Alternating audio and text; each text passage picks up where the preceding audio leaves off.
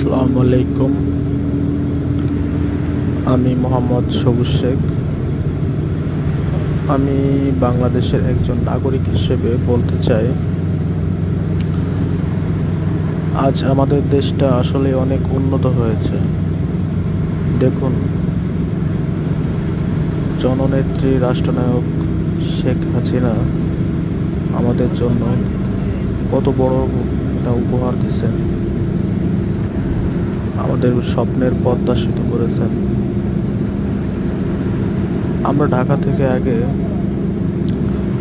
যেখানে আমাদের যেতে 6 ঘন্টা 7 ঘন্টা লাগতো, আজ আমরা সেখানে মাত্র 1 থেকে 1.5 ঘন্টার ভিতর পৌঁছে যেতে পারি।